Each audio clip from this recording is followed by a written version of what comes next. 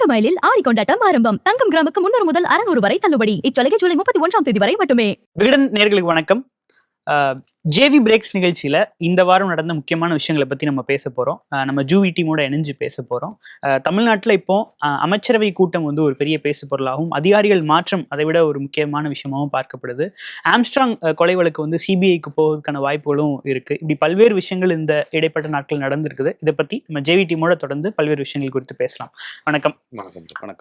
அமைச்சரவை கூட்டத்துல வந்து முதலமைச்சர் விஜய் ரொம்ப கடுமையா பேசினாருன்றதுதான் இப்ப ரொம்ப டாக் ஆஃப் த டவுனா இருக்கு. என்ன நடந்துச்சு அமைச்சரவை கூட்டத்துலன்றத முதல்ல பேசிடலாம். அதாவது ராம என்னன்னா, ஃபர்ஸ்ட் அமைச்சரவை கூட்டம் நடக்கிறதுக்கு முன்னாடி ஒரு விஷயம் நடந்துருச்சு. அதுதான் அதுல ரொம்ப பெரிய சூட்சமம். அது எப்படின்னா, ஜூனியர் உடன்ல நம்ம ஒரு கவர் ஸ்டோரி எல்லாம் எழுதியிருந்தோம். கழுகளையும் அதை தொடர்ச்சியா நம்ம ஹிட் லிஸ்டில் 5 அமைச்சர்கள் நம்ம விரிவாவே நம்ம எழுதியிருந்தோம். அதாவது முதலமைச்சர் வந்து இந்த ஆட்சி வந்து ஒரு லஞ்ச ஊழலற்ற ஒரு ஆட்சியா கொண்டு போகணும் அப்படிங்கிறத ரொம்ப தெளிவா இருக்காரு அவர். ஸோ ஆனா வந்து அதோடைய பிரதிபலிப்பா இருக்க வேண்டிய அமைச்சர்கள் ஒரு சில பேர் வந்து அது மாதிரி இல்லை அப்படிங்கிறது நமக்கு தகவலா கிடைச்சது. அதை நம்ம அவங்கள்ட்ட நம்ம பத்திரிகைகள் நம்ம சொல்லியிருந்தோம். குறிப்பா வந்து பாத்தீங்க அப்படின்னாக்க, ஆணரை துறையோட ஒரு அமைச்சர் வந்து டிபார்ட்மெண்ட்ல ஒரு பெரிய டெண்டர் ஒன்று விட்டுருக்குறாங்க. அதுல வந்து ஒரு பர்சன்டேஜ் எதிர்பார்க்கறாங்க அப்படிங்கிறத நம்ம சொல்லியிருந்தோம். அதே மாதிரி அறிவு கோயில் துறையோட ஒரு அமைச்சர், அறிவு திருக்கோயில் நடராஜ அமைச்சர், ஆமா, அறிவு திருக்கோயிலுடைய நடராஜ அமைச்சர், அவருடைய மனைவி கள்ளப்படி திறந்துட்டாங்க அப்படிங்கறத நம்ம சொல்லியிருந்தோம். அதே மாதிரி வெண்மைத்துறையோட அமைச்சர், அவங்க வந்து எனக்கு லிட்டருக்கு இவ்வளவு கொடுங்க அப்படின்னு சொல்லி கேக்குறாங்க அப்படிங்கறத சொல்லியிருந்தோம். அப்புறம் ஒருத்தர் இருப்பாரு, அவரு மேக்கப் போட்டுக்கிட்டு ஃபுல் பவுடர்ல தெரிவாரு, அவர் வந்து விடாம இப்பவும் வசூல களை கட்டிக்கிட்டு இருக்கிறாரு. கூட சேர்க்க சரியில்லை. இந்த மாவட்டத்துல என்னை மிஞ்சி யாருமே எதுவும் பண்ண முடியாதுன்னு சொல்லுவாரு. அவரேதான். அதுல இருந்தும் புதுசா ஒரு கட்சியில இருந்து வேற இன்னொரு கட்சியில இருந்து புதுசா வந்திருக்கிற நபரும் அவரோட சேர்ந்துகிட்டு நிறைய விஷயங்கள் பண்றாங்க. சொல்லுவாப்புல, ராகு தனியா வந்தா பரவாயில்ல கவுண்டர், கூட கேதையும் கூட்டு வருதுங்க வரல. அது மாதிரி ராகு கேது சேர்க்க அது சரியில்லை. அந்த கோட்டை மாவட்டத்துல சரியில்லாம இருக்குது அந்த அமைச்சர். அதே மாதிரி ரீல்ஸ் போட்டு ஒரு சர்ச்சையில் அடிக்கடி சிக்குவாங்களே ஒருத்தவங்க, அவங்க இந்த மாதிரி எல்லா ஹிட் லிஸ்ட்ல ஃபுல்லா அவங்க வந்துருவாங்க போல. இப்ப எடுத்தோன்னு வச்சுங்களேன், முதல்ல அவங்க இந்த அமைச்சருடைய பேர் தான் இருக்குது. என்ன எடுத்தாலுமே அங்கதான் இருக்குது. புடவை கடையில கூட அந்த அம்மாவுடைய பேர் தான் ஹிட் லிஸ்ட்ல இருக்கு. அதனால இவங்க எல்லாம் வந்து கொஞ்சம் ஆட்டம் அதிகமா இருக்குது.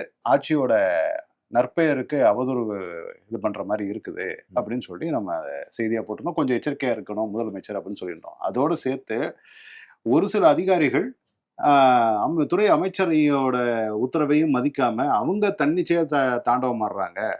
அவங்க அந்த அமைச்சர்கள் நேர்மையா செயல்பட விரும்புறாங்க. அப்படி இருந்தும் கூட அதிகாரிகள் அவங்களுக்கு கட்டுப்பட மாட்டேங்கிறாங்க அப்படிங்கிற விஷயத்தை நம்ம சொல்றோம். அமைச்சர்கள் மட்டும் நம்ம குத்தம் சொல்றோம்.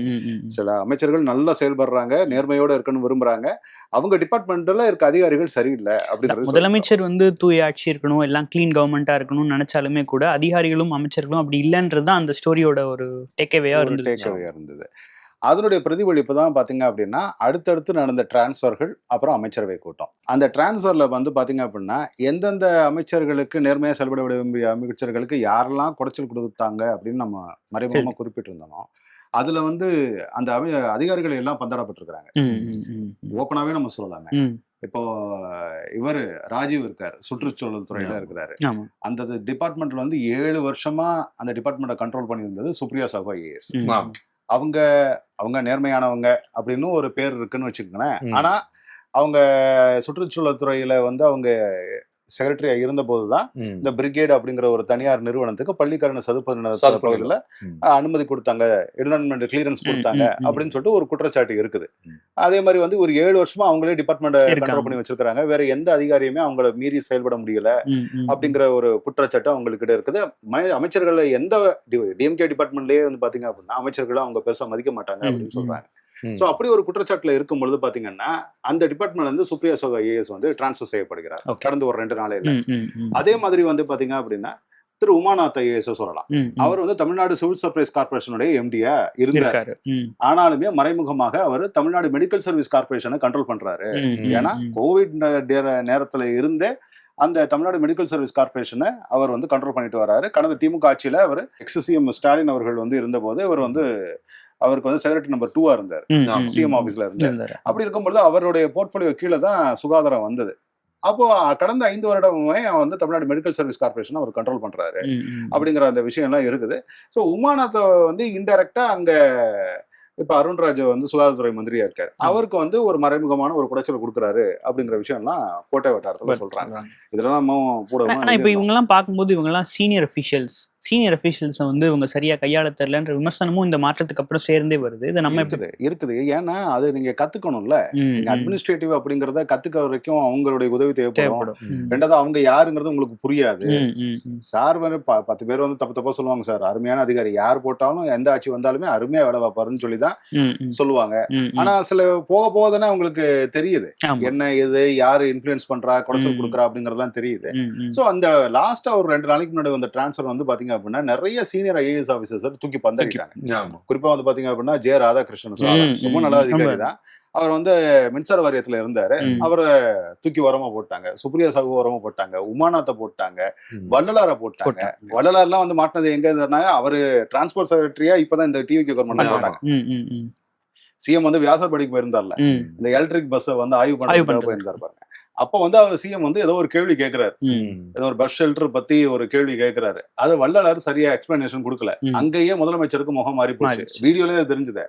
வள்ளலார் பேசிட்டு இருக்கும்போது திரும்பி இந்த பக்கம் வேற யாருக்கு வணக்கம் அளிச்சிட்டு இருப்பாப்ல. சோ வந்து அங்கேயே வந்து வள்ளலார் மேல ஒரு அதிருப்தி ஏற்பட்டுருச்சு. அதனுடைய வெளிப்பாடு தான் பாத்தீங்கன்னா வள்ளலார் தூக்கி வெளியே போட்டாங்க. அதே சமயம் இப்ப வந்து திமுக ஆட்சியில இருந்த அதிகாரிகளை இப்ப மாத்துறாங்கன்னா அது புரிஞ்சுக்க முடியுது. பட் இவங்க வந்து நியமிச்ச அதிகாரிகளையே ஒரு 50 நாட்களுக்குள்ள மாத்துறாங்க அப்படின்னா இந்த 50 நாட்கள்ல ஒரு அதிகாரியை வந்து சரியா ஜட்ஜ் பண்ணிட முடியும் நினைக்கிறாங்க. மாத்துறது ஏன் உடனே மாத்துறாங்க அப்படிங்கறத கேக்குறீங்க. ஆக்சுவலா வந்து பாத்தீங்க அப்படின்னா அவங்களுடைய பெர்ஃபார்மன்ஸ் அடிப்படையில தான் ஜெயலலிதா அம்மா மாத்தினாங்களே. ஒரு அதிகாரி வந்து ஆக்சுவலா அதிகாரிகளை அப்படிதான் ஹேண்டில் பண்ணணும். நீங்க ஒருத்தருக்கு மொத்தம் குத்தகைக்கு போட்ட மாதிரி திமுக கவர்மெண்ட்ல குத்தகைக்கு போட்ட மாதிரி 3 வருஷம் 5 வருஷம் ஒரே ஆளை போட்டு வைக்கிறப்ப என்ன ஆகுதுன்னா அது வந்து ஒரு பவர் சென்டரா உருவாயிடும்.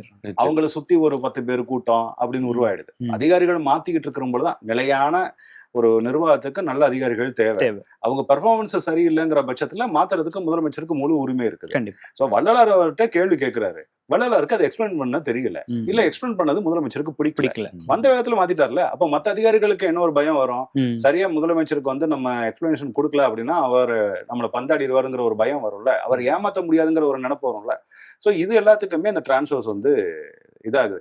இந்த டிரான்ஸ்ஃபர்ல ஒரு பியூட்டி என்னன்னா ராம, அதாவது பாத்தீங்க அப்படின்னா உமானத்தை கொண்டு போயிட்டு இண்டஸ்ட்ரீஸ் கமிஷனரா போடுறாங்க. சரி, இந்த உமானத்துக்கு வந்து பாஸ் யாருன்னு கேட்டீங்கன்னா விஜயகுமார்னு ஒரு ஐஏஎஸ். அவர் வந்து இண்டஸ்ட்ரீஸ் செக்ரட்டரி. அவருக்கு பாஸ் யாருன்னு கேட்டீங்கன்னா சாய்குமார் ஐஏஎஸ் சீஃப் செக்ரட்டரி. இந்த சாய்குமாரையும் விஜயகுமாரையும் வந்து கடந்த 5 வருஷத்துல உமானத்து வந்து கோட்டைக்குள்ளேயே விடல. ஏன்னா அவங்க 2 பேரும் நமக்கு த்ரெட் அப்படிங்கறதுனால செக்ரட்டரியேட்டுக்குள்ளே விடாம வெளியில வச்சிருந்தாரு. மீன்ஸ் என்னன்னா செக்ரட்டரியேட்னா உள்ளுக்குள்ள செக்ரட்டரிஸ்க்கு தான் உள்ள ரூம் இருக்கணும், அவங்களுடைய அலுவலகங்கள்லாம் அங்கதான் இருக்கும். வெளியில இந்த டிக்கு டாட்கோ இந்த மாதிரி எல்லாம் எங்காவது போடும்போது பாத்தீங்கன்னா அவங்களுடைய அலுவலகங்கள்லாம் கிண்டியில இருக்கும், எங்கேயோ இருக்கும். அவங்க 5 வருஷம் வந்து கோட்டைக்குள்ளேயே அவரு விடல. சோ வந்து இப்ப இன்னைக்கு அவருடைய நேரத்தை பாருங்க, உமானத் வந்து reporting to Vijayakumar, reporting to Saikumar. So வந்து காலச்சக்கரம் அப்படியே சொல்லலாம். அதே மாதிரி இதுல நீங்க கேட்ட அந்த கேள்வி வந்து அமைச்சரவை கூட்டம். ஆக்சுவலா வந்து பாத்தீங்க அப்படின்னா இந்த டிரான்ஸ்பரை ஒட்டி அதுக்கப்புறம் அமைச்சரவை கூட்டம் நடக்குது. ஃபர்ஸ்ட் வந்து அதிகாரிகளை பந்தாடிட்டாரு, அதுக்கப்புறம் அமைச்சர்களை பந்தாடுறாரு கூட்டத்துல வந்து பாத்தீங்க அப்படின்னா வழக்கமான ஒரு பட்ஜெட். ஆக்சுவலா வந்து இந்த அமைச்சரவை கூட்டம் எதுக்கு அப்படின்னா வரக்கூடிய இந்த மந்த் எண்ட்ல வந்து இது பட்ஜெட் கூட்டத்தொடர் நடக்க போகுது. சோ அந்த கூட்டத்தொடர்ல முக்கியமான சில முடிவுகள் வந்து நிறைய எடுக்கணும், அறிவிக்கணும், அறிவிப்புகள் வெளியிடணும், மானிய கோரிக்கை விவாதம் நடக்கும். அதுல வந்து அமைச்சர் துறை சார்ந்து பதில் சொல்லணும். இந்த மாதிரி பல விஷயங்கள் இருக்குது. சோ அந்த விஷயங்கள் குறித்துதான் அவங்க பேசுறாங்க. பேசி முடிச்சதுக்கு பிறகு அதுல பேச்சுல என்ன நம்ம என்ன கேள்விப்படுறோம் அப்படின்னா, கடந்த திமுக ஆட்சியில வந்து லாஸ்ட் மினிட்ல ஒரு 2 மாசத்துல டெண்டர்ஸ் கொடுத்திருப்பாங்கல்ல, லாஸ்ட் மினிட்ல டெண்டர் கொடுத்திருப்பாங்கல்ல, அந்த டெண்டர் எல்லாத்தையுமே கேன்சல் பண்ணணும் அப்படின்னு ஒரு முடிவெடுத்திருக்கிறதா சொல்றாங்க. அவர் கூட முதல்வர் கூட பேசியிருந்தாரு, நாங்க தேடி பிடிச்சு சில விஷயங்கள்லாம் கேன்சல் பண்ணிருக்கோம் அப்படிங்கறத கூட சொல்லி. ஆமா, இப்ப உதாரணத்துக்கு சொல்ல போனா உத்தண்ணில இருந்து ஆரம்பிச்சு உங்களுக்கு மகாபலிபுரம் அந்த ஒரு மேம்பாலம் இதை வந்து டெண்டர் வந்து கேன்சல் பண்ணிருக்காங்க. அதே மாதிரி பிரிகேடு அது கொடுத்த அனுமதியை கேன்சல் பண்ணிருக்காங்க. சோ இது மாதிரி லாஸ்ட் மினிட்ல கொடுத்த பல டெண்டர்களை வந்து கேன்சல் பண்ண சொல்லி முதலமைச்சர் வந்து ஒரு அறிவிப்பு சொல்லியிருக்கிறாரு. அது அமைச்சரவை கூட்டத்துல அது விவாதிக்கப்பட்டிருக்கு. அதுக்கு பிறகு நடந்ததுதான் ரொம்ப சுவாரஸ்யம். அதாவது அதிகாரிகளை வெளில அனுப்பிச்சிட்டாரு. அதாவது அந்த அதிகாரிகளை வெளில போக சொல்லிட்டு வெளியே போயிட்டு இவர் உள்ள வச்சு ரோஸ்ட் பண்ணியிருக்காரு. அதாவது சாய்குமார், செந்தில்குமார் சிஎம் செக்ரட்டரி 1 இந்த அதிகாரிகள்லாம் இருக்கிறாங்க, எல்லாரையும் நீங்க ஒரு 10 நிமிஷம் வெளியே இருங்கன்னு சொல்லிட்டு அதுக்கப்புறம் தான் ஆரம்பிச்சு இந்த ரீல்ஸ் போடுறது, ஸ்கூலுக்கு போய் ஆய்வு பண்றது, இதெல்லாம் யாரும் பண்ணக்கூடாது. தெரிஞ்சவங்கனாலும் விட மாட்டேன்னு கடுமையான வார்த்தைகளை பயன்படுத்தி அது ரொம்ப கவனிக்க வேண்டிய விஷயமா இருந்தது. தெரிஞ்சவங்க தெரியாதவங்க எல்லாம் யாரும் பார்க்க மாட்டேன், தெரிஞ்சவங்களா இருந்தாலும் கண்டிப்பா நடவடிக்கை எடுப்பேன். ஊழல் பண்ணக்கூடாது, உங்க மேல லஞ்ச புகார் வரக்கூடாதுன்றத ரொம்ப அழுத்தமா சொல்லிருக்காங்க. ரொம்ப அழுத்தமா சொல்லியிருக்காரு. ஏன்னா நீங்க ஒரு பேசிக்கா நீங்க பாருங்க, அதாவது அவர் வந்து இனி சம்பாதிக்கணுங்கிறது ஒண்ணும் கிடையாது. ஒரு ஒயிட்லயே 800 ரூபாய்க்கு மேல வச்சிருக்காரு, 800 கோடிக்கு மேல வச்சிருக்காரு. ஒயிட்ல ஒருத்த காசு இருக்குது, அவருக்கு போய் இனி செலவு பண்ணி ஒரு இடத்துல போயிட்டு சம்பாரிச்சு அதை ஆண்டு அனுபவிக்கணுங்கிறதுல தேவையே இல்லை. அவர் வெளிப்படையாவே வந்து பாத்தீங்க அப்படின்னா, கடந்த திமுக ஆட்சியிலே பேசுவோமே, எக்ஸ் சிஎம் வந்து பவனி வந்த கார்லாம் யாருடைய எந்த கம்பெனி பேர்ல இருந்துச்சு? ஒண்ணு ரெட் ஜெயின் பேர்ல இருக்கும், இல்லைன்னா வேற ஏதாவது ஒரு அவங்க மகள் செந்தாமரை பேர்ல இருக்கணும், அந்த பேர்ல தான் இருக்கும். இந்த கார்ல இவர் பேர்ல இருக்கு, எல்லாமே இவர் பேர்ல இருக்கு. 4 கார்ல தான் வர்றாரு போறாரு, எல்லாம் இவர் பேர்ல இருக்கு. ஒரே ஒரு கார் 5050ன்னு சொல்லிட்டு ஒரு அத வந்து ஆதவோட வாய்ஸ் ஆஃப் காமன் ரிஜிஸ்ட்ரேஷன்ல இருக்கும். சோ வந்து பாத்தீங்க அப்படின்னா அவர் வந்து மறைக்கிறதுக்கு அங்க எதுவுமே இல்லை. அப்ப அவர் என்ன சொல்றாரு, நம்ம கிளீன் கவர்மெண்ட் கொடுக்கணும் தான் வந்திருக்கோம், 1 ரூபாய் செலவு பண்ணாம தான் ஆட்சியை பிடிச்சிருக்கோம். சோ அப்போ எதுக்கு நம்ம சம்பாதிக்கணும், நம்ம கிளீன் இமேஜ் கொடுத்துட்டு போயிருவோமே அப்படின்னு தான் அவரு அங்க சொல்றாரு. ஆனா ஒரு சில பேரு நம்ம செந்தில் சொன்ன மாதிரி வந்து ரீல்ஸ் போடுறது, அங்க போய் இதை ஆட்டம் போடுறது, இங்க போய் ஆட்டம் போடுறதுலாம் அவரு சுத்தமா ரசிக்கல. இந்த அமைச்சர்கள் வசூலுக்கு தயாராகின்ற விஷயங்கள்லாம் அவருக்கு தெரியப்படுத்துறாங்க. அதுக்காக தான் இந்த ஒரு ஆக்ரோஷமான ஒரு மீட்டிங். மீடியா நமக்கே தெரியும் போது இவ்வளவு பெரிய கவர்மெண்ட் மெஷினரியை வச்சிருக்க முதலமைச்சருக்கு தெரியாமலாம் போகல. அவருக்கு உளவுத்துறை இருக்கு, உளவுத்துறையை மீறி அவருக்கு சில விஷயங்களை சொல்றதுக்கு நல்ல நண்பர்களும் ஆலோசகர்களும் புதுசா உருவாகுறாங்க. நீங்க பவர்ல போய் உட்காந்துட்டீங்கன்னா புதுசா ஆளுங்க வருவாங்க, உங்களுக்கு அட்வைஸ் பண்றதுக்கு, வழிகாட்டுறதுக்கு பல பேர் உருவாகுவாங்க. ஒரு சின்ன ஒரு மெசேஜ் தட்டி விடுவாங்க. சோ இந்த மாதிரியான விஷயங்கள்லாம் நடக்குமே. அதனால வந்து இப்போ முதலமைச்சருக்கு நல்ல சேனல்ஸ் உருவாயிருக்கு. அதன் அடிப்படையில அவருக்கு ரிப்போர்ட்ஸ் போகுது. ரிப்போர்ட்ஸ் போவதன் அடிப்படையில அவர் அமைச்சர் கூட்டத்தில் உட்கார்ந்துட்டு இந்த மாதிரி நெருங்கியவர்களா இருந்தாலுமே, இந்த வார்த்தை தான் ரொம்ப முக்கியம். நெருங்கியவர்கள் அங்க யாரு? அமைச்சரவையில இருக்கக்கூடியவங்கல முதலமைச்சர் ரொம்ப பரிச்சயமானவங்கன்னு எத்தனை பேர் சொல்றாங்க? ஒரு 5 பேர் இருப்பாங்களா? அவ்வளவுதான். இந்த பக்கம் இருக்கிறவங்கள சொல்லலாம். அந்த பக்கம் வலது பக்கத்துல உட்கார்ந்து இருப்பாங்களே, புஷி ஆனந்த், அதுக்கு பிறகு இவரு நம்ம உணவுத்துறை மந்திரி இருக்காரு வெங்கட்ராமன், அவர் ஒரு 30 வருஷம் ஆடிட்டர் அவருக்கு. வெங்கட்ராமன் இந்த மாதிரி வந்து ஒரு 2-3 பேரை சொல்லலாம். இந்த பக்கம் ஆதவ அர்ஜுனா கடைசி ஒரு 1 இயர் டிராவல் பண்ணவர் சொல்லலாம். அருண்ராஜ் இருக்காரு, அருண்ராஜ் பல நண்பர், அருண்ராஜ் சொல்லலாம். ஒரு 4-5 பேரை தவிர அவருக்கு ஒன்னும் புதுசா தான் தெரியாது. சோ வந்து மத்த யாருக்கும் ரொம்ப நெருங்கிய பழக்கங்கிறது விஜய் தமிழன் பார்த்திபன் சொல்லலாம், விஜய் பாலாஜியை சொல்லலாம், இந்த மாதிரி ஒரு 4 வினோத்தை சொல்லலாம், இந்த மாதிரி சொல்லலாமே தவிர மத்த யாருக்கும் டபக்குன்னு மனசுல பிடிச்ச மாதிரிலாம் இல்ல, ரொம்ப நெருங்கி பழகுனதும் கிடையாது. அவர் என்ன சொல்றாரு, அப்படி இருந்து கூட எனக்கு நெருங்கி பழகுனவங்களை கூட விட மாட்டேங்கிறாரு. என்னன்னா சீனியருக்கும் சேர்த்து தான் செக். சோ இந்த மாதிரி எல்லாம் வந்து யாராவது தப்பு பண்ணாங்க அப்படின்னா கடுமையான நடவடிக்கை எடுக்கப்படும் அப்படின்னு சொல்றாரு. இது எதுக்கு சொல்றாரு அப்படின்னா, நமக்கு கிடைச்ச தகவல் படி ஒரு இந்த சீனியர் சொல்றாங்க ஒரு 5 பேரு, இந்த 5 பேர்ல ஒரு மந்திரி கிட்ட ஒரு பிஏ இருக்காப்ல. அவர் வந்து என்ன பண்றாரு அப்படின்னா, சில மணல் பிரமுகர்கள்ட்ட போயிட்டு நான் அத முடிச்சு தர்றேன், நான் இதெல்லாம் பண்ணி தர்றேன் அப்படின்னு சொல்லிட்டு அவர் என்ன பேசுறாரு, தன்னிச்சையா சில விஷயங்களை அவரு ஈடுபடுறாரு. சரி, நான் இங்க வண்டியை நிக்க வைக்கிறது, அங்க போயிட்டு ஒரு 4 பேரை பார்த்து வர்றது, என்ன பேசி முடிச்சிட்டாங்கண்ணா சிறப்புனா அப்படின்னு சொல்லிட்டு கார் ஏறி போறது, அப்படியே நேரா போயிட்டு சோழா ஹோட்டலுக்கு போறது, ஐடிசி சோழா போறது, அங்க ஒரு காஃபி சாப்பிடுறது, அவங்கள்ட்ட பேசி முடிச்சுட்டு நான் பாத்துக்கிறேன்னு சொல்றது, இந்த மாதிரி விஷயங்கள்ல அந்த நபர் ஈடுபடுறது உளவுத்துறை மூலமாக முதலமைச்சருடைய கவனத்துக்கு கொண்டு செல்லப்பட்டிருக்கு. ஏன்னா உளவுத்துறையுடைய வேலையே என்ன, ஆளுங்கட்சியில இருக்கக்கூடிய நபர்களையும் நிறைய விங் இருக்காங்க, பொலிட்டிக்கல் விங் தனியா இருக்கு, எஃப் செக்ஷன் இருக்கு. சோ வந்து இது எல்லாமே வந்து முதலமைச்சருக்கு ரிப்போர்ட் கொடுக்கறதா இருக்கு. ஒரு நாளைக்கு 3 ரிப்போர்ட் கொடுக்குறாங்கல்ல. சோ அந்த 3 ரிப்போர்ட்லயும் வந்து ஆளுங்கட்சி பிரமுகர்களுடைய பத்தின விஷயங்களும் போறாங்க.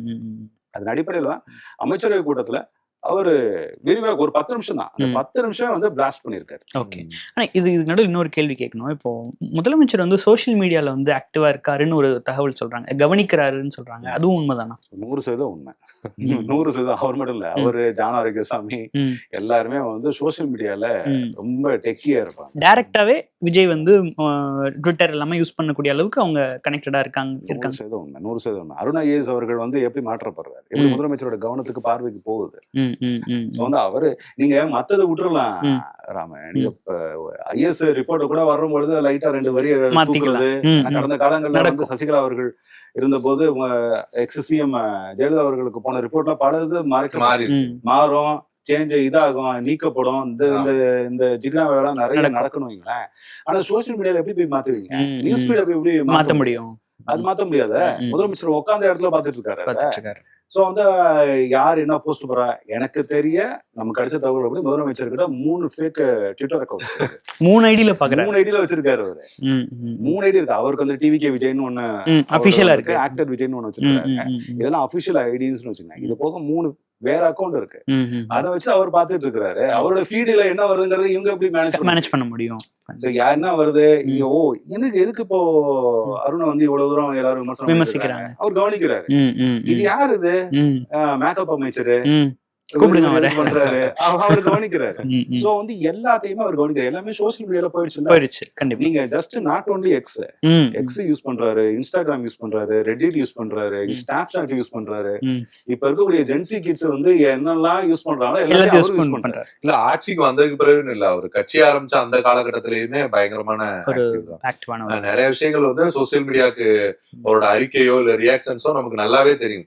சோசியல் மீடியால ஏதாவது டாக் ஆஃப் த டவுனா இருக்கிற விஷயங்களுக்கு டக்குன்னு ஒரு ரியாக்ஷன்ஸ் தான் அந்த காலகட்டத்திலேயே வந்து. இப்ப இவ்வளவு அதிரடியா இருக்காரு அப்படின்னா அமைச்சரவை மாற்றத்துக்கும் வரக்கூடிய நாட்கள்ல வாய்ப்பு இருக்குதா? 100% வாய்ப்பு இருக்கு.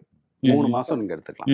3 மாசத்துக்குள்ள இந்த கவர்மெண்ட் ஸ்டேபிள் பண்றதுக்கு உண்டான வேலைகள் பண்ணிடுவாங்க. ஸ்டேபிளைஸ் ஆயிடுச்சு அப்படின்னா இன்னும் சொல்ல போனா மானிய கோரிக்கை வாதம் முடியட்டுமே. மானிய கோரிக்கையில யார் பெர்ஃபார்ம் பண்றாங்க பெர்ஃபார்ம் பண்ணலங்கிறது தெரிஞ்சிடும். ஏன்னா திமுகவும் எதிர்த்து தாக்குதலுக்கு தயாராகுது. அதாவது டிவிகே கவர்மெண்ட்டுக்கு வந்து இன்எஃபிஷியன்சி, அவங்களுக்கு வந்து கவர்னன்ஸே தெரியாது.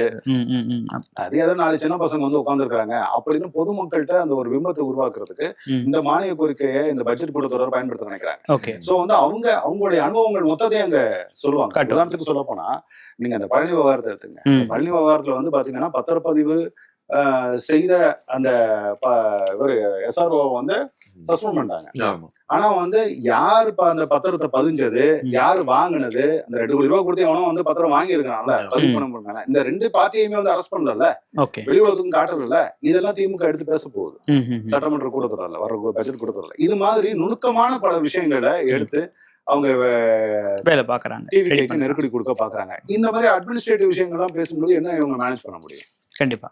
அது மாதிரி இப்போ பொலிட்டிக்கலா ரொம்ப ஹீட்டடா போயிட்டு இருக்கிறது வந்து விசிக தலைவர் திருமாவளவன் அவர்களுடைய பேச்சு. தாவேகா கூட்டணியில இருக்கிறாங்களா இல்ல திமுகவோட நட்பு இருக்குதா இல்லையான்ற ஒரு குழப்பம் வந்து தொடர்ச்சியா போயிட்டு இருக்குது. அதை எப்படி அப்சர்வ் பண்றீங்க? நாங்க அப்சர்வ் பண்றத விட நீங்க சொல்றதுதான் இல்ல, அதுல என்னன்னா இப்போ ஆகஸ்ட் 17ஆம் தேதி விசிகா சார்பில் தமிழ் தேசிய எழுச்சி மாநாடு உளுந்தூர்பேட்டையில் நடக்குது. அந்த மது ஒழிப்பு மாநாடு நடத்தின அதே திடல்ல தான் அந்த மாநாட்டை நடத்துறாங்க. அதற்கான மண்டல கூட்டங்கள் பொதுவாகவே விசிகால வந்து ஒரு மாநாடு நடந்துச்சு அப்படின்னா அவர் வந்து எல்லா மாவட்ட நிர்வாகிகளையும் மாவட்ட செயலாளர்களையும் சந்திப்பார். எல்லாரையும் சென்னைக்கு வர வைக்க வேணாம்னு சொல்லிட்டு இவர் வந்து ஒவ்வொரு மண்டலமா பயணிப்பார். திருமாவளவன் வந்து சென்னையில இருந்து ஆரம்பிச்சு சவுத்துல வந்து மதுரை வரைக்கும் போவாங்க. ஸோ இப்படி எல்லா ஊருக்கும் போய் மண்டல கூட்டங்கள் இன்னைக்கு மதுரையில பேசிட்டு இருக்காங்க. ஸோ இப்போ இப்படி எல்லா ஊர்லயும் பேசுறது அது கட்சியோட வழக்கம். ஸோ அந்த மண்டல கூட்டங்கள்ல பேசும்போது சமீப காலமா நம்ம விசிகா மேல முன்வைக்கிற குற்றச்சாட்டுகளுக்கு பதில் அளிக்கணும்ன்ற ஒரு மோட்டிவ்ல நிறைய விஷயங்கள் பேசுறாரு. நான் வந்து மே 4ஆம் தேதி ரிசல்ட் வந்துச்சு. மே 9ஆம் தேதி விசிகா வந்து தாவேகாவுக்கு ஆதரவு கொடுக்குறாங்க. 8ஆம் தேதி இரவு அறிவிக்காம 9ஆம் தேதி மதியம் அறிவிச்சதுனாலே என் மேல நிறைய சாயம் பூசுறாங்க, அப்படிலாம் இல்லைன்ற அந்த விளக்கத்துல ஆரம்பிச்சு விசிகா கூட்டணியில இருக்கோமா இல்லையான்னு தொடர்ச்சியா பேசிட்டு இருக்கிறாரு. ஆனா அவரோட பேச்சுகள் வந்து அவரு குழப்பத்தை தான் வெளிப்படுத்துறாருன்றதுதான் அந்த கட்சியினருடைய ஒரு சென்ஸாவே இருக்குது. ஏன்னா இப்ப நம்ம எடுத்துக்கிட்டோம் அப்படின்னா இப்போ சமீபத்துல பேசும்போது திமுக கூட்டணியில நாங்க நட்போட இருக்கோம் அப்படின்னு சில நாட்களுக்கு முன்னாடி பேசியிருந்தாரு. ஆனா நேத்து பேசும்போது வந்து திமுகவே பாஜகவோட கை கோர்த்திருக்கலாம் அப்படின்ற ஒரு ஸ்டேட்மெண்ட்டையும் கொடுக்குறாங்க. என்னன்னா இன்னொன்னு தாவேகாவும் திமுகவும் ஒரே அணியில பாஜகவோட கை கோர்த்திருக்கலாம் ஸ்டேட்மெண்ட் கொடுக்குறாரு. ஆமா, கை கோர்க்கலாம் கைகோர்த்தும் இருந்திருக்கலாம் அப்படின்னு சொல்றாரு. கைகோர்த்தும் கடந்த இருந்திருக்கலாம். காலத்திலே கைகோர்த்து இருந்திருக்கலாம், இனிமேலையும் கைகோர்க்கலாம் அப்படின்னு. அப்புறம் இதுக்கு டிவிகேவும் ஒரே இந்தியா கூட்டணியில வரணும்னு சொன்னாரு இவரு. இல்ல அதுதான் இப்போ குழப்பமா பார்க்கப்படுது, அவர் பேச்சுல குழப்பமா பார்க்கப்படுது. கவர்னர் சொல்ற மாதிரி ஒரே குழப்பமா இருக்கு செடியார் மாதிரி. அந்த மாதிரி போயிட்டு இருக்கு. இன்னொன்னு அவர் சமூக நீதித்துறை பேர் மாற்றத்திலையும் கட்சிக்குள்ள ஒரு நிலையான நிலைப்பாடு இல்லை. இன்னைக்கு பத்திரிகையில வந்திருக்கு. ஆமா, என்னன்னா அந்த துறை பெயர் மாற்றம் அறிவிச்சுதான் அந்த துறையை வீசி காட்ட கொடுக்குறாங்க. சமூக நீதி துறையை தான் வீசி காட்ட கொடுக்குறாங்க. அப்ப அதை அவங்க ஏத்துக்கிட்டு கவர்னர் ஆபீஸ்ல பதவி பிரமாணம் எடுக்கும் பொழுது அப்படி சமூக நீதித்துறை அமைச்சர் தான் வன்னியரசு. அப்போ அந்த துறையை பதவி ஏற்கும் போது அவங்க ரொம்ப மகிழ்ச்சியை வெளிப்படுத்தினாங்க. செக்ரட்டரியேட்ல சேர்ல உட்கார வச்சது வந்து திருமாதான். ஆனா ஒரு 5 நாள் கழிச்சு ரவிக்குமார் அவர்கள் வந்து அந்த ஜிஓலாம் வருது, இந்த மாதிரி துறையை பேர் மாத்திட்டோன்றது அபிஷியல் அனௌன்ஸ் பண்ணப்படும் போது அதை எதிர்த்து அவங்க பொதுவெளியில பேசுறாங்க. அப்போ வந்து வன்னியரசு அவர்கள் என்ன சொல்றாங்கன்னா, பெயர் மாற்றத்தினால துறையோட செயல்பாடுகள் எதுவும் மட்டுப்படாது அப்படின்னு சொல்றாங்க. விச் மீன்ஸ் அதை நாங்க ஏத்துக்கிட்டோன்ற சென்ஸ்ல சொல்றாரு. ஆனா சமீபத்துல பேசின விசிக தலைவர் திருமாவளவன் என்ன சொல்றாங்கன்னா, நாங்க இந்த பெயர் மாற்றத்தை நாங்க ஏத்துக்கல, நாங்க வந்து ஆதி திராவிட நலத்துறைன்னு தான் இருக்கணும்னு தான் நினைக்கிறோம் அப்படின்னு சொல்றாங்க. சோ இந்த ஒரு துறை மாற்றம் ஒரு குழப்பத்தை ஏற்படுத்துது. அது மட்டும் இல்லாம சமீபத்துல எனக்கு அமித்ஷா வந்து போன் பண்ணி பர்த்டே விஷ் பண்ணாரு. ஹாய் திருமாஜி, ஹவ் ஆர் யூ அப்படின்னு கேட்டாருன்னு சொல்லி மேடையில பேசியிருந்தாரு. அது வந்து தனி மனித உறவுல நாங்க எப்போதுமே தெளிவா இருப்போம்ன்ற ஸ்டேட்மெண்ட்டை கொடுக்குறாரு. ஆனா மறுநாள் பேசும்போது என்ன சொல்றாருன்னா, சீமானும் ஸ்டாலினும் ஒரே மேடையில் கொஞ்சி குழாவுகிறார்கள். கலைஞர் மீது வெறுப்பை பரப்பிய சீமான் வந்து உங்களுக்கு வந்து பொது வேட்பாளரா அப்படின்னு கேட்டுட்டு, நான் உங்களுக்கு துரோகி ஆயிட்டேனான்னு கேட்கிறாரு. ஸோ தொடர்ந்து அவரோட ஸ்டேட்மெண்ட்ஸ் வந்து குழப்பத்தை ஏற்படுத்தி வந்து பர்த்டே விஷ் பண்றப்ப அது பொது தனிப்பட்ட விஷயம். ஆனா சீமானும் ஸ்டாலினும் ஒன்னா உட்கார்ந்து இருந்தா அது வந்து அரசியல் இதுங்க. அப்படி பார்த்தா இப்ப விஜயும் முன்னாள் முதலமைச்சர் ஸ்டாலின் அவர்களும் இன்றைய முதலமைச்சர் விஜயும் சந்திச்சுக்கிட்டாங்க. அதுக்கு என்ன கலர் பூச முடியும்னு தெரியல. சோ அந்த மாதிரி கொஞ்சம் குழப்பத்தை அவர் ஏற்படுத்துறாரான்ற ஒரு விஷயம் வந்து விசிகா. இதுல இன்னொரு விஷயமுமே இருக்கு. என்னன்னா, கடந்த காலத்துல வந்து திரும்ப பேசும்போது நாம் தமிழர் வந்து திமுக வந்து ரொம்ப அதிகமா விமர்சிக்கிறாங்க. திமுக இவ்வளவு விமர்சிக்கவே தேவையில்லை, எல்லாத்துக்குமே திமுக மேலேயே பழி போடுறாங்க, அப்படியான கருத்துக்கள் எல்லாம் முன் வச்சிருக்காரு. இன்னைக்கு அவங்களே திமுக விமர்சனங்களை வந்து குறைச்சுக்கிட்டு, அது அவங்க கட்சி நலனுக்காகவோ இல்ல தனிப்பட்ட எந்த விஷயங்களாவோ இருக்கட்டும், ஆனா அவங்களே வந்து இன்னைக்கு அந்த நிலைமையில இருந்து மாறி இருக்காங்க. ஆனா இன்னைக்கு வந்து திமுகவோட ரொம்ப நெருங்குறாங்க, பொது வேட்பாளரெல்லாம் வந்து வரப்போறாங்க அப்படிங்கிற விமர்சனத்தையுமே முன்வைக்கிறதுமே பார்க்க முடியும். சோ அதனால அது கட்சிக்குள்ள ஒரு வருத்தத்தை ஏற்படுத்தியிருக்கு. என்ன தலைவர் இப்படி பேசிட்டே இருக்காங்க, தலைவர் கொஞ்சம் பேசாம இருக்கிறது நல்லதுதானோ அப்படின்னு முன்னணி தலைவர்களே. இது டிவிகே எப்படி பாக்குறாங்க? இல்ல டிவிகே வந்து அவங்களுக்கு வந்து என்னன்னா, ஒரு சந்தேகத்தை நாளுக்கு நாள் வந்து ஏற்படுத்திட்டே இருக்கிறத பார்க்க முடியுது. என்ன கூட பாத்தீங்கன்னா, இன்னைக்கு வந்து நாம் தமிழர்ல இருந்து வழக்கறிஞர் சங்கர் வந்து டிவிக்கு ஜாயின் பண்ணிருக்காரு. இவர் இன்னைக்கு மதுரையில பேசுறாரு. நாம் தமிழ்ல இருந்து வளர்கிறவங்களுக்கு எல்லாம் விசிகா தானே முதல் ஆப்ஷனா இருக்கணும், அது என்ன மத்த கட்சிக்கு போறது, தமிழ் தேசியம் பற்றி பேசுறவங்க என் கட்சிக்கு தானே முதல்ல வரணும் அப்படிங்கிறாப்ல. இல்ல அதுல இன்னொன்னு சொல்றாரு, அதிமுக சிதைக்கப்படுவது எனக்கு கவலை அளிக்கிறது அப்படின்னு சொல்றாரு. ஆனா அதிமுக காரங்களை வந்து தங்கள் கட்சியில சேர்த்துக்கிறது வந்து தாவேகா. அதிமுக சிதைக்கப்படுவது கவலை அளிக்கிறது அப்படின்னா சிதைச்சவங்க மேல அவருக்கு கோபம் வருதா அப்படின்ற ஒரு கேள்விய எழுப்புறாங்க. இன்னொன்னு வந்து பொதுவா தாவேகாவோட எதிர்பார்ப்பே திமுகவை தனிமைப்படுத்திட்டு நம்ம ஒரு கூட்டணியா சேரணும்ன்றதுதான் அவங்களோட விருப்பமா இருக்கு. இப்ப அந்த அழைப்பை ஏற்றுதான் ஜூலை 1ஆம் தேதி மகாபலிபுரத்துல அந்த தோழமை கட்சி கூட்டத்துக்கு திரும்ப வராங்க.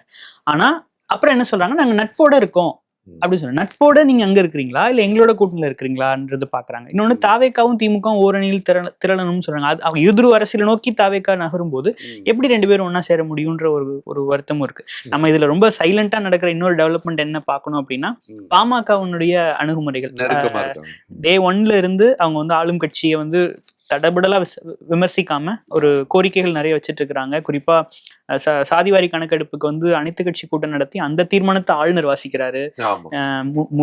முந்தைய ஆட்சியில கூட இவர் வந்து அந்த டென்னிஸ் அசோசியேஷனோட தலைவரா தான் இருந்தாரு. ஆனா அன்னைக்கு எந்த விளையாட்டுத்துறை அமைச்சரும் இவரோட ஒன்னா ஒரே மேடையில இருக்கல. பட் இன்னைக்கு வந்து இன்றைய விளையாட்டுத்துறை அப்ப அவங்கள பாத்துக்கல. உதயநிதி ஸ்டாலின் வந்து விளையாட்டுத்துறை அமைச்சரா இருக்கும்போது அன்புமணி அவர்களை சந்திக்கல. ஆனா இன்றைய விளையாட்டுத்துறை அமைச்சர் ஆதவ அர்ஜுனாவும் அன்புமணி அவர்களும் ஒரே மேடையில சந்திக்கிறாங்க. விளையாடுறாங்க. அப்போ ஏதோ ஒரு இடத்துல வந்து ஒரு நெருடல் வந்து விசிகாவுக்கு ஏற்படுதுன்னு நம்ம வந்து முழுசா நம்ப மாட்டேங்குது டிவிகேவை. ஆமா, நம்ம கூட தாவேகாவை நம்ப முடியுமான்னு ஒரு கட்டுரை, விரிவான கட்டுரை ஒண்ணு எழுதியிருந்தோம்.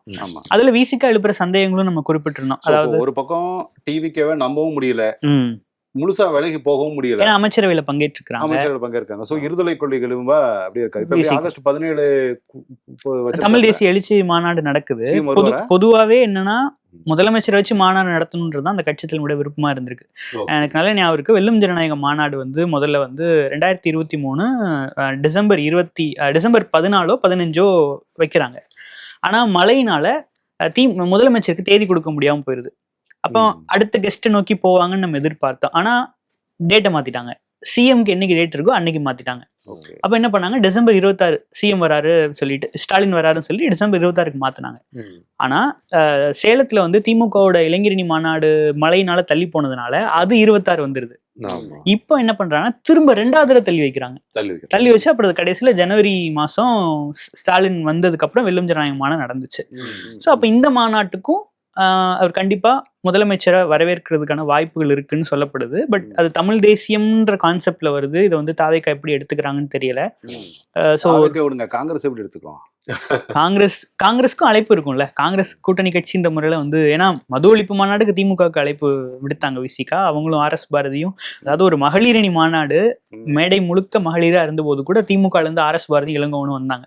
அது மாதிரி மது ஒழிப்பு மாநாடுக்கு திமுக அழைப்பிடும் போது தமிழ் தேசிய மாநாடுக்கு வந்து காங்கிரஸ் இந்திய தேசியம் தானே ஏத்துக்குவாங்க. காங்கிரஸ் அது என்ன பண்ண போறாங்கன்னு பொறுத்து இருந்தா பாக்க எப்படி பேச முடியும். தமிழ் தேசியம் வரும்பொழுது அங்க என்ன பேசப்படும், அது வந்து காங்கிரஸ் வைத்திருக்கக்கூடிய கொள்கைகளுக்கு முரணானதானே அங்க இருக்குது. அங்க பட் இப்ப இருக்கிற குழப்பங்களை யார் எங்க வருவாங்க, என்ன போய் பேசுவாரு? முதலமைச்சர் வரணுமே. அதுதான் முதலமைச்சர் வந்து அவர் கரூருக்கு போறதுக்கே 50 நாள் ஆச்சு. அப்புறம் இங்க விசிகா மாநாட்டுக்கு வருவாரா? எங்க பாப்போம் அது எப்படி வருதுன்னு பாப்போம். அதே நேரத்துல அப்படி ஒருவேளை கலந்துகிட்டாருன்னா இது போன்ற கருத்துக்கள் எல்லாம் சொல்ல முடியாது. திமுகவை பாதுகாக்கணும், அதிமுகவை பாதுகாக்கணும், இந்த விஷயங்கள்லாம் வந்து பேச முடியாது. ஆமா, இந்த மாதிரியான மேபி அந்த மாநாட்டை நோக்கி விசிகா நகருது. அது இன்னும் என்னென்ன விஷயங்கள் பேச போறாருன்றதை நம்ம அடுத்தடுத்த நிகழ்ச்சியில மாநாட்டுக்கான விளம்பர யுக்தியா அது பண்ணிட்டு இருக்காரு.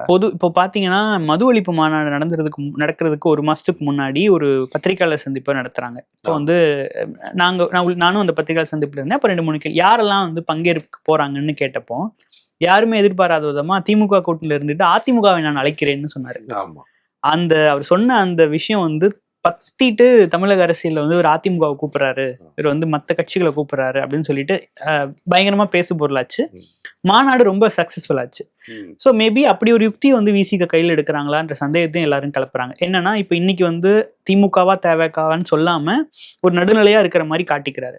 மேபி இந்த முடிவை நான் வந்து மாநாட்டு மேடையில அறிவிப்பேன், எந்த கூட்டணியில இருக்க போறேன், இருப்பனா மாட்டேனான்றது அங்க அறிவிப்பேன்ற ஒரு வார்த்தையும் சேர்த்து அறிவிச்சார் அப்படின்னா மாநாடு வந்து மிகப்பெரிய ஒரு கவனம் பெறும். இடதுசாரிகள் ஏற்கனவே அறிவிச்சிட்டாங்க. இன்னும் அறிவிக்காம வந்து இன்னுமே கூட திமுக கூட்டணில இருந்து நான் வெளியேறி விட்டேன்னு அவர் எங்கேயும் சொல்லல, தாவேக்கா கூட்டணியில் இணைந்து விட்டேன்னு அவர் சொல்லல. ஸோ மேபி அந்த முடிவை இடைத்தேர்தல் வரக்கூடிய காலகட்டத்துல நான் அந்த முடிவை மாநாட்டு திடல்ல அறிவிப்பேன்னு கூட அவங்க முடிவெடுக்கலாம். மாநாட்டுக்கான ஒரு ஹைப் ஏத்திட்டு இருக்காரு அப்படி கூட சொல்லலாம். இன்னொரு சமீபமா பார்த்த டெவலப்மெண்ட் வந்து ஆம்ஸ்ட்ராங் கேஸ் வந்து சிபிஐக்கு போறதை எதிர்த்து முந்தைய அரசு வந்து ஒரு மேல்முறையீடு பண்ணியிருந்தாங்க. இந்த அரசு அதை வாபஸ் பெறதுக்கு வந்து அனுமதி கேட்டிருக்காங்க. ஸோ ஆம்ஸ்ட்ராங் கேஸ் அடுத்து எப்படி பயணிக்க போகுது, என்ன நிலவரம்? அடுத்த பயணிக்க போறதா பிஎஸ்பியோட லீடர் ஆனந்தே நேற்று பேட்டியில சொல்லிட்டாப்லையே, டைரக்டாவே நாசர் மேலையும் முன்னாள் அமைச்சர் நாசர் மேலையும் சேகர் பாபு மேலையும் அக்யூசேஷன் வச்சிருக்காரு. அது இன்னைக்கு பத்திரிகைகள்லயும் வெளியே வந்திருக்குது. இந்த கேஸ் சிபிஐக்கு போடுற பட்சத்துல இது கண்டிப்பா மிகப்பெரிய அளவுல ஒரு 3 பேருக்கு சிக்கலை ஏற்படுத்தும். செல்வ பெருந்தகை, சேகர் பாபு, அப்போது கமிஷனராக இருந்த திரு அருண் அவர்கள். ஏன்னா வந்து திருவேங்கடம் அப்படிங்கிற ஒரு என்கவுண்டர். சோ வந்து இந்த 3 பேர் மேல ஒரு மிகப்பெரிய அளவு நெருக்கடி வர வாய்ப்பு இருக்குது. சிபிஐ என்கொயரிக்கு போயிடுச்சு அப்படின்னா கண்டிப்பா நிறைய பொலிட்டிக்கல் சென்சேஷன் கேஸ் தான். ஏன்னா 5000 பக்கம் குற்றப்பத்திரிகை இப்போ தமிழ்நாடு காவல்துறை வந்து தாக்கல் பண்ணிட்டாங்க. தாக்கல் பண்ண பிறகு இது சிபிஐ என்கொயரிக்கு மாற்றப்பட்டு இப்போ ஏற்கனவே வந்து அப்புறம் முந்தைய திமுக அரசாங்கம் அதுக்கு ஸ்டே கேட்டிருந்தாங்க. இப்போ ரிட்டர்ன் வாங்கும்போது ஆட்டோமேட்டிக்கா சிபிஐ என்கொயரி வந்து ஸ்டார்ட் ஆயிடும். அப்போ அது ஒரு பொலிட்டிக்கல் பாமா இருக்குமா? அது போற பார்த்தா பெரிய பொலிட்டிக்கல் பாமா இருக்கும். ஏங்க இறந்தது வந்து எவ்வளவு பெரிய சென்னையை கட்டி ஆண்டவர்ல வர. ஸோ அவருடைய இது பண்றது ஒரு பெரிய அளவு சென்சேஷனா பார்க்கப்படும். 2வது நீங்க அவருடைய மனைவி பொற்கொடி அவர்கள் வந்து திருவிக நகர்ல போட்டியிட்ட போது டிவிக்காரங்க யாரும் போய் அங்க வேலையே பார்க்கல. பொற்கொடி ஜெயிக்கணுங்கிறத மனசார தமிழக வெற்றி கழகம் விரும்பியது. அவர் வந்து அதிமுக வேட்பாளர் தான். பொற்கொடி அவர்கள் வந்து அங்க போட்டியிடுவது உங்க பல்லவின்னு சொல்லிட்டு ஒரு கேண்டிடேட் சும்மா போட்டு வச்சிருந்தாங்க. பல்லவி வந்து அப்ப வந்து பிரெக்னண்டா இருந்தாங்க. பல்லவி கிட்ட வந்து நீ ரொம்ப அளவு அலைய வேண்டாம், நீ ரெஸ்ட் எடு அப்படின்னு தான் சொன்னாங்க. பொற்கொடி அவர்கள் மேல திரு ஆதவ அர்ஜுனா அவர்களுக்கு வந்து ஒரு சாஃப்ட்வேர் எப்போதுமே உண்டு, ஆம்ஸ்டாங் மேலே உண்டு. பொற்கொடி அவர்கள் வந்து வெற்றி பெறணும் அப்படிங்கறத டிவிகே ஹைகமாண்ட் வந்து மறைமுகமா விரும்புது. சோ வந்து அப்ப அதையும் மீறி விஜய் அவர்களுடைய அலையில தான் ஜெயிக்கிறாங்க. ஆம்ஸ்டாங் அவர் வந்து பொற்கொடி அவர்கள் தோல்வி அடைகிறாங்க. சோ வந்து இந்த கேஸை பொறுத்த வரைக்கும் அங்க வந்து ஒரு பொற்கொடிக்கு ஒரு நீதி கிடைக்கணும் அப்படிங்கறதுதான் அதை டிவிக்கு வந்து பார்க்குது. ஸோ ஆட்டோமேட்டிக்கா இதுக்கு என்னன்னா சிபிஐ என்கொயரிக்கு கொண்டு வந்து அதை எண்ட் ஆஃப் த டே யார் உண்மையான அக்யூஸ்டு அப்படிங்கறத பின்னாடி இந்த அரசியல் பின்புலம் என்ன அப்படிங்கறத மொத்தமா தோண்டி எடுக்கிறதுக்கு டிவிகே கவர்மெண்ட் ஃபுல்லா சப்போர்ட் பண்ணணும் தான் நான் பாக்குறேன். இன்னொன்று வந்து சென்னையில வந்து திமுகவோட தோல்விக்கு வந்து ஒவ்வொருத்தவங்களும் ஒவ்வொரு காரணம் வந்து நிறைய சொல்றாங்க. அன்புமணி கூட என்ன சொல்றாருன்னா, சேகர்பாபு போன்றவர்கள் வந்து சென்னையில போட்ட ஆட்டம் தான் காரணம். ஆம்ஸ்டாங்கோட ஆதரவாளர்கள்லாம் நீங்க பாத்தீங்கன்னா சென்னையில இருக்கிற பட்டியல் சமூகத்தவர் வந்து ஆம்ஸ்டாங் கொலைனாலதான் திமுகவுக்கு வந்து ஆதரவு அளிக்கல, அதனாலதான் வந்து விஜய் அதுல அண்ணா சொன்ன மாதிரி பிரேம் பொற்கொடி அவங்க ஜெயிக்கல அப்படிங்கிற கேள்வி இருக்கு. ஆனா அதையும் தாண்டி பெருவாரியான மக்கள் வாக்களிச்ச திமுகவுக்கு எதிராக வாக்களிச்சதுக்கு அது ஒரு காரணம் அப்படிங்கிற கருத்தையுமே முன்வைக்கிறாங்க. அதே மாதிரி இப்ப சேலத்துல ரொம்ப பரபரப்பா இருக்கிற ஒரு விஷயம் வந்து அந்த அம்பேத்கர் சிலை கெங்கவெளியில வந்து உதியத்தூர் அப்படின்ற இடத்துல வந்து அம்பேத்கர் கால் மேல கால் போட்டிருக்கிற சிலையை வந்து தாவேக அரசு வந்து தகரம்லாம் போட்டு மூடியிருக்காங்க. ஒரு கொள்கை தலைவர்னு சொல்ற அம்பேத்கர் அப்படி மூடி இருக்கிறாங்க. அதுல என்ன நடக்குது, அது என்ன பிரச்சனை? இல்லதான் அது அந்த சிலை வச்ச காலத்துல இருந்தே அந்த மாதிரி மூடப்பட்டுதான் இருந்தது. சமீபத்துல வந்து அந்த திறக்கிறதுக்கான அந்த கோரிக்கைகளை வந்து அந்த ஊர் மக்கள் எல்லாருமே சேர்ந்து முன் வச்சிருக்காங்க. அவங்க தரப்புல என்ன சொல்றாங்கன்னா, எங்களுக்கு அதிகாரிகள் தரப்புல இருந்து ஒரு மெசேஜ் வந்துச்சு, வாய்ஸ் நோட் மாதிரி எங்களுக்கு வந்து ஒரு தகவல் வந்தது, திறந்துக்கோங்கன்னு சொல்லி தகவல் வந்தது, அதனாலதான் நாங்க வந்து திறந்தோம் அப்படிங்கிற மாதிரி அவங்க தரப்புல வந்து சொல்றாங்க. ஆனா அதற்கு அடுத்து நீங்க பாத்தீங்கன்னா காவல்துறை போய் அதுக்கப்புறம் நடந்தது நம்ம எல்லாருமே பார்த்தோம், பயங்கரமான தடி. என்னன்னா இப்போ மேல்பாதி விஷயத்துல வந்து அந்த கோவிலுக்குள்ள வந்து பட்டியல் சமூக மக்கள் போகக்கூடாதுன்னு ஒரு பிரச்சனை வரும்போது அரசு பாதிக்கப்பட்டவர் பக்கம் நின்று அந்த கோவிலை வந்து உள்ள அனுமதிச்சிருக்கணும்ன்றதுதான் எல்லாருடைய கோரிக்கையா இருந்துச்சு. இப்போ தாவேக ஆட்சி வந்தோன்னா ஏதோ ஒரு நம்பிக்கையில மக்களே போய் வந்து தாவேக ஆட்சி வந்திருக்கு, நம்ம இந்த இதை வந்து குறிப்பா கொடுக்க வேண்டிய பிரதிநிதித்துவத்தை சரியா கொடுக்குறாங்கன்ற நம்பிக்கையில கூட அதை அவங்க திறந்திருக்கலாம். பட் திரும்பவும் தாவேகா வந்து அதே பாணியை வந்து கையாளுறது வந்து இன்னும் மக்கள் மத்தியில ஒரு அதிருப்தியை தான் ஏற்படுத்தியிருக்கு.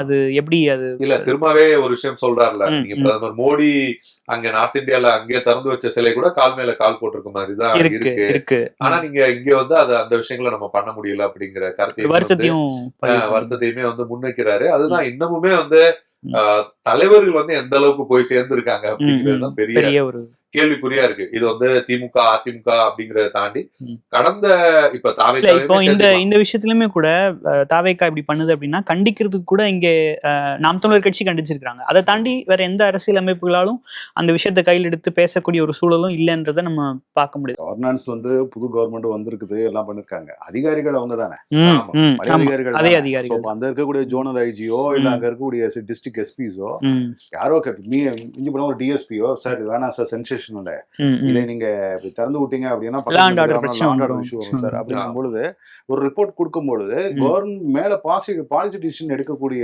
அரசியல் தலைவர்கள் வந்து யோசிக்கிறாங்க. அதனாலதான் இது என்னுடைய பார்வையோட வந்து இது மட்டுப்படுத்தப்படுது. முதலமைச்சர் விஜய்க்கு வந்து இந்த சமூகம் தான் வாக்களிச்சதுங்கிறதுலாம் இல்ல, சமூகம் கடந்து வாக்களிச்சு இருக்காங்க. சோ வந்து அங்க சாதிகளை அவர் சொல்ற மாதிரி சாதிகளை உடைச்சுதான் நம்ம ஜெயிச்சிருக்கோம்னு அவர் சொல்றாரு. அது உண்மைதான். நீங்க கோயம்புத்தூர்ல கிணத்துக்கடவுல ஜெயிச்சதெல்லாம் பாத்தீங்கன்னா அங்க மெஜாரிட்டி கம்யூனிட்டி இல்ல. இது மாதிரி நீங்க சாதிகளை கடந்துதான் அங்க அவருக்கு தேர்தல் வெற்றி கிடைச்சிருக்கு அப்படிங்கும் போது அதை அவர் அங்கீகரிக்கணும் அப்படிங்கறது மக்களுடைய பார்வை. கண்டிப்பா. சோ வந்து நான் உங்களை நம்பிதானே நாங்க வாக்களிச்சோம், நீங்க பண்ணுங்க அப்படின்ற அப்போ அவங்க கொள்கை தலைவர்களே வந்து நகரம் வச்சு மூடுறது அப்படிங்கிறது ரொம்ப தவறான விஷயம் தான். சரி செய்வார்னு பார்ப்போம். இந்த வாரம் இவ்வளவு விஷயங்கள் நடந்திருக்கு. அடுத்த வாரம் என்ன விஷயமோ அந்த அப்டேட்டோட இன்னொரு நிகழ்ச்சியில சந்திப்போம். நன்றி. தமிழக மக்களின் அபிமான தங்கமயிலில் ஆனந்தம் பொங்கும் பொன்னான ஆடி கொண்டாட்டம் தொடங்கியாச்சு. தங்கம் கிராமுக்கு 300 முதல் 600 வரை தள்ளுபடி. இச்சலுகை ஜூலை 31 வரை மட்டுமே. தங்கம் வாங்க தங்கமயிலுக்கு வாங்க.